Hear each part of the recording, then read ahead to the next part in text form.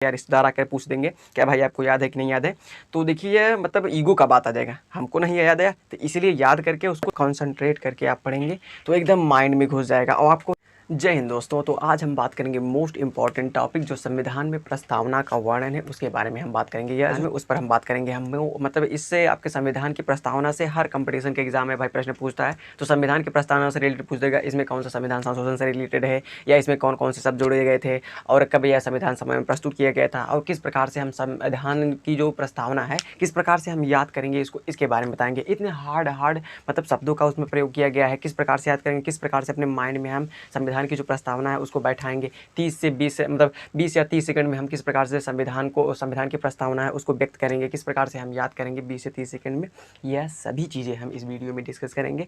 तो चलिए जिस प्रकार से हम संविधान सभा को 20 या 30 सेकंड में हम आपको बोल के दिखाते हैं तो उसी प्रकार से आपको भी याद कराएंगे। देखिए, हम भारत के लोग भारत को संपूर्ण प्रभुत्व संपन्न समाजवादी धर्मनिरपेक्ष लोकतंत्रात्मक गणराज्य बनाने के लिए तथा उसके समस्त नागरिकों को सामाजिक आर्थिक और राजनैतिक न्याय विचार अभिव्यक्ति विश्वास धर्म और उपासना की स्वतंत्रता प्रतिष्ठा और अवसर की समता प्राप्त कराने के लिए तथा उन सब में व्यक्ति की गरिमा और राष्ट्र की एकता अखंडता सुनिश्चित करने वाली बंधुता को बढ़ाने के लिए दृढ़ संकल्प होकर आज अपनी इस संविधान सभा में आज तारीख 26 नवंबर 1949 ईस्वी मिति मार्ग से शुक्ल सप्तमी संवत 2006 विक्रमी को एतद द्वार इस संविधान को अंगीकृत अधिनियमित और आत्मर्पित करते हैं।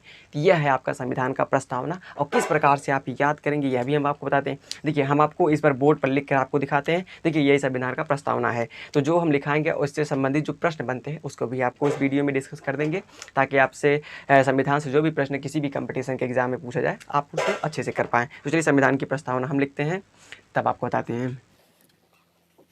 हम भारत के लोग भारत को संपूर्ण प्रभुत्व संपन्न समाजवादी धर्मनिरपेक्ष लोकतंत्रात्मक गणराज्य ये बनाने के लिए ये तथा उसके समस्त नागरिकों को सामाजिक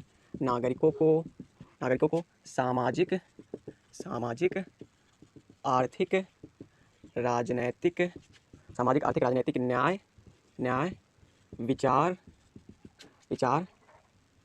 विचार और अभिव्यक्ति विश्वास धर्म और उपासना की स्वतंत्रता प्रतिष्ठा और अवसर की समता प्राप्त कराने के लिए तथा उन सब में व्यक्ति की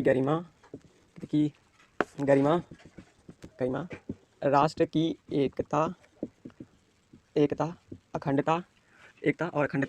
एकता और अखंडता सुनिश्चित करने वाली बंधुता बढ़ाने के लिए दृढ़ संकल्प होकर अपनी इस संविधान सभा में आज तारीख 26 नवंबर 1949 ईस्वी मिति मार्गशीर्ष शुक्ल सप्तमी संवत 2006 विक्रमी को एतद द्वारा इस संविधान को अंगीकृत अधिनियमित और आत्मर्पित करते हैं। तो भाई साहब यह है हमारा संविधान का जो प्रस्तावना है वह है हमारा, तो हमने पूरा लिख दिया। हम आपको बताया हम भारत के लोग भारत को संपूर्ण प्रभुत्व संपन्न समाजवादी धर्मनिरपेक्ष लोकतंत्रात्मक गणराज्य बनाने के लिए तथा उसके समस्त नागरिकों को सामाजिक आर्थिक और राजनीतिक न्याय विचार अभिव्यक्ति विश्वास धर्म और उपासना की स्वतंत्रता प्रतिष्ठा और अवसर की समता प्राप्त कराने के लिए तथा उन सब में व्यक्ति की गरिमा और राष्ट्र की एकता और अखंडता सुनिश्चित करने वाली बंधुता बढ़ाने के लिए दृढ़ संकल्प होकर अपनी इस संविधान सभा में आज तारीख 26 नवंबर 1949 ईस्वी मिति मार्गशीर्ष शुक्ल सप्तमी संवत 2006 विक्रमी को एतद्वारा इस संविधान को अंगीकृत नियमित और आत्मर्पित करते हैं। तो देखिए हमने यह पूरा लिख दिया आपका संविधान का प्रस्तावना। अब इतना बड़ा है, इसको याद करना है, तो देखिए हम आपको याद करने का ट्रिक बताते हैं। देखिए आपको भाई साहब इसका ट्रिक कुछ है नहीं, इसमें क्या आप ट्रिक लगाएंगे, ट्रिक कुछ नहीं है। आपको कम से कम इसको लिखकर 5 बार रट्टा मारना है, क्या 5-10 बार इसको रट्टा मारना है, 5-10 पर कंटिन्यू पढ़ना है, सिर्फ इसी पर फोकस करना है। क्या आपका संविधान प्रस्तावना जो आप लिखे हैं उसी पर फोकस करना है, 10 बार कंटिन्यू, आपको 10 मिनट 20 मिनट तक कंटिन्यू पढ़ना है। इसको क्या पढ़ना है, तो पढ़ने के बाद कुछ ना कुछ आपके माइंड में घुस जाएगा, कुछ ना कुछ तो आपके माइंड में घुस ही जाएगा भाई साहब।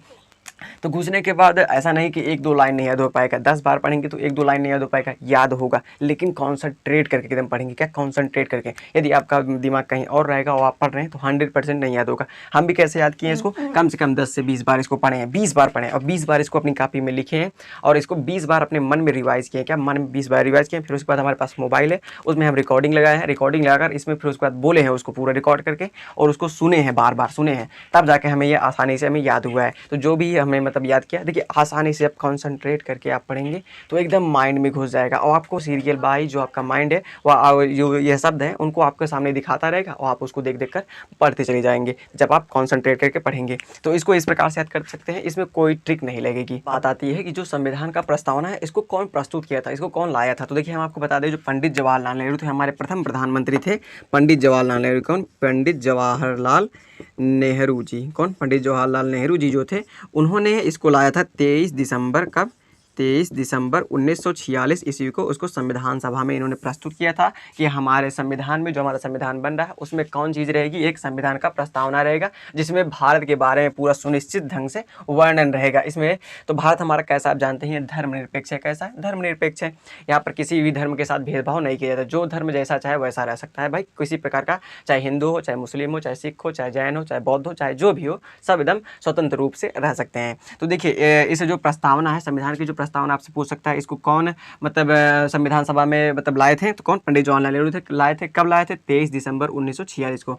और देखिए तो यह सही समझ गए आप यहाँ तक। अब देखिए बात आती है कि जो आपका संविधान का प्रस्तावना है इससे आपसे प्रश्न पूछ देगा कि जो संविधान का प्रस्तावना है, अब संविधान के प्रस्तावना में कब संशोधन किया गया था और कौन सा संशोधन किया था, अर्थात कौन सा कॉन्स्टिट्यूशनल अमेंडमेंट किया गया था, ये आपसे पूछ देगा। तो बहुत ही मोस्ट इंपॉर्टेंट और आंखों को तरोताजा करके इस प्रश्न को देखिएगा जो हम लिखने जा रहे हैं बहुत ही ध्यानपूर्वक भाई साहब। देखिए जो 42वां संविधान संशोधन हुआ था, क्या अभी तक कितने संविधान संशोधन हो चुके हैं, 105 संविधान संशोधन हो चुके हैं। अब देखिए 42वां संविधान संशोधन 1976 में हुआ था। कौन सा, 1976। इसमें क्या हुआ था, तो जो आपका संविधान का प्रस्तावना है ना, इसमें 3 शब्द एक्स्ट्रा जोड़े गए, 3 शब्द और जोड़े गए थे। अब पूछेगा कौन कौन से शब्द जोड़े गए थे, सीरियल वाइज याद कर लीजिए। पहला जोड़ा गया था समाजवादी, फिर धर्मनिरपेक्ष जोड़ा गया था और एकता अखंडता जोड़ा गया था। क्या, एकता और अखंडता जोड़ा गया था। कौन कौन सा, एकता और अखंडता, समाजवादी, धर्मनिरपेक्ष। तो 42वां संविधान संशोधन 1976 में जो हुआ था उसमें आपके प्रस्तावना में 3 शब्द जोड़े गए थे। कौन कौन सा, समाजवादी, धर्मनिरपेक्ष और एकता और अखंडता, 3 शब्द जोड़े गए थे। और संविधान सभा में जो आपका प्रस्तावना है उसको प्रस्तुत कौन किया था, पंडित जवाहरलाल नेहरू, 23 दिसंबर 1946 को। अब देखिए 42वां संविधान संशोधन में क्या क्या जोड़ा गया, 3 शब्द जोड़ा गया। अब आपसे यह पूछेगा कि प्रस्तावना से रिलेटेड कौन सा कॉन्स्टिट्यूशनल अमेंडमेंट है, तो 42वां कब हुआ था, 1976 में हुआ था। इस समय प्रधानमंत्री कौन थी, तो इंदिरा गांधी थी। कौन थी, इंदिरा गांधी आपके प्रधानमंत्री थी।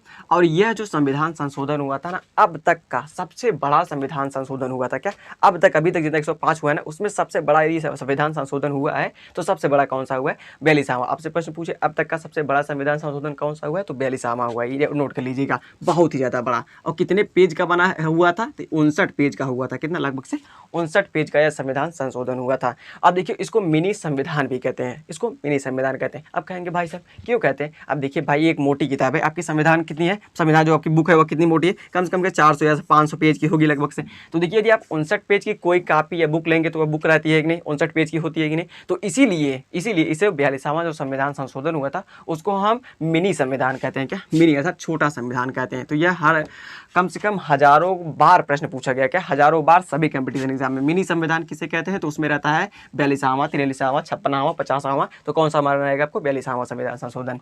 तो मिनी संविधान हम किसे कहते हैं, तो 42वें संविधान संशोधन को कहते हैं। तो इसमें 3 से 4 जो संविधान संशोधन हुए थे 42वें में, उसमें जनता के हित में 3 से 4 ही अच्छे थे, बट जो भी हुए थे और जो संविधान संशोधन हुए थे इसी में, वह सब जनता के हित के लिए नहीं थे, जिन जनता से मतलब रिलेटेड नहीं थे, अच्छे नहीं थे।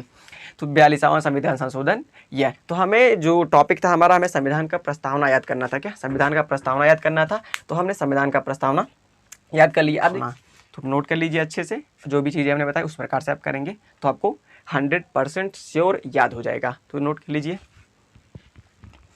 देखिए यहाँ पर एक चीज़ 26 नवंबर 1949 ईस्वी को हमारा संविधान बनकर तैयार अच्छा खासा रखा गया था, लेकिन उसको लागू नहीं किया गया था भारत में। क्या लागू नहीं किया गया था, कुछ कारणवश थे, कुछ कारण वो इतिहास में समझेंगे। तो देखिए जो लागू हुआ था वह 26 जनवरी 1950 ईस्वी को आपका जो संविधान है वह लागू हो गया था। इसी 26 जनवरी को हम गणतंत्र दिवस के रूप में मनाते हैं, जो आपका संविधान लागू हुआ था उसी दिन। तो देखिए 26 नवंबर 1949 को आपका संविधान अच्छा खासा लिख कर, मतलब उसको ड्रेसिंग व्रेसिंग करके अच्छा से कवर ववर चढ़ा के उसको रख दिया गया था कि हाँ भाई अब लागू करेंगे, लेकिन कुछ कारणवश कुछ लोगों की खचराई के कारण नहीं लागू हो पाया। तो लेकिन लागू कब हुआ था, 26 जनवरी 1950 ईस्वी को लागू हो गया, और 26 जनवरी को हम गणतंत्र दिवस के रूप में मनाते हैं।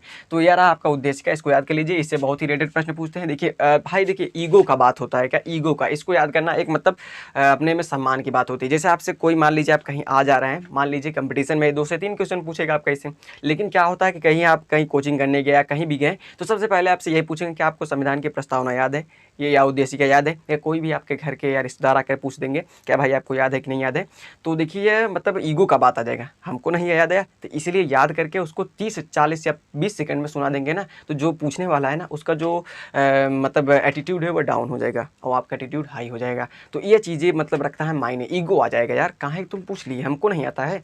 तो इस प्रकार से चीज़ें रखिए ताकि याद रहे, तो मतलब किसी के सामने शर्मिंदगी ना महसूस हो। तो ये बहुत इंपॉर्टेंट है। कभी मतलब आप कंपटीशन में एग्जाम या कोई भी एग्जाम में ही नहीं पूछेगा, मतलब ये रिलेटेड है आपके लाइफ से भी। कोई कभी काल पूछ दिया, आप स्टूडेंट हैं तो बेइज्जती महसूस नहीं करना किसी स्टूडेंट को। तो सबने समझे, तो याद कर लो यार, हम भी याद किए, अब भी याद कर लो, साधारण सी बात है। हमने याद कर लिया, हमने सोचा आपको भी ये दे दिया जाए, आपको भी समझा दिया जाए। तो चलिए मिलेंगे नेक्स्ट वीडियो में। बहुत सारी जीके जीए से संबंधित, जैसे विषाणु से संबंधित, जीवाणु से संबंधित, इसकी ट्रिक, मतलब बहुत सारा यार जीके का जो मतलब कंटेंट है हमारे चैनल पर अपलोड है। अब आप देख सकते हैं, प्लेलिस्ट का लिंक आपको डिस्क्रिप्शन में देंगे, वहाँ से जाकर जरूर देखिएगा, बहुत सारी वीडियोज़ हैं। तो चलिए मिलेंगे नेक्स्ट वीडियो में, कंपटीशन से रिलेटेड है सभी। तो चलिए मिलेंगे नेक्स्ट वीडियो में, तब तक के लिए जय हिंद।